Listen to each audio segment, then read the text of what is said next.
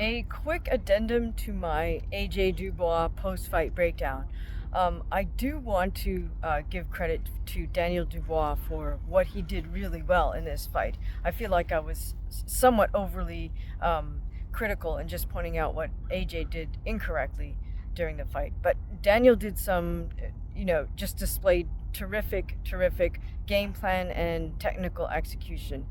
He was constantly on his live feet, as we spoke about in the pre-fight breakdown, meaning he's on the balls of his feet, he's bouncing in and out, not straight up and down, but literally in and out to disguise his sudden distance change when he'd step in with his jab, either to the body or the head. Daniel also deftly and quickly and subtly slipped a lot of punches. He kept constant pressure forward with his punches. And he threw a variety of punches, all with bad intentions, from the jabs to his hooks to his overhand right. It was pretty clear that AJ didn't want to do any exchanging on the inside because he's really not an inside fighter. And so he'd clinch up and even go for the double leg takedown. But Daniel did not let himself get sort of out-wrestled or outworked in those clinching positions. And he would throw his left forearm up against AJ's neck or sort of upper collarbone area, and was repeatedly warned by the ref about that. But I think it's a fair move, especially since AJ's got the height advantage on him. It's really clear to me that Daniel Dubois put himself through an incredibly tough training camp to prep for that fight.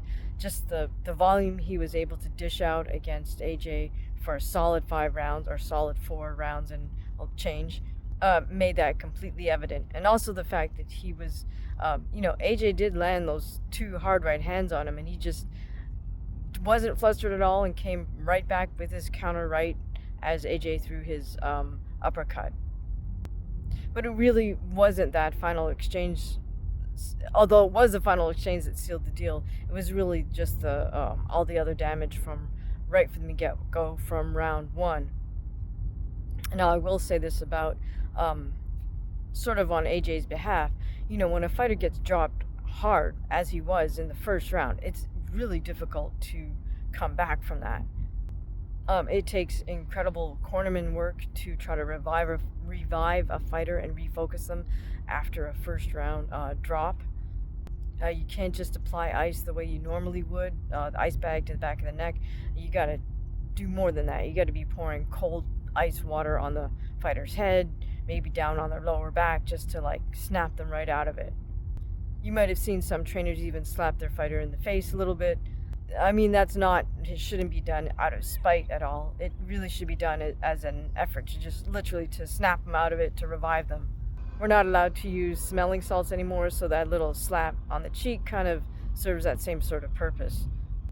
But most of all, Daniel did keep a cool head, even after he scored that impressive first round knockdown against AJ. He didn't go out there barnstorming right away in the second round. He just kind of maintained the pressure, kept a cool head, and picked his shots and was able to get AJ out of there.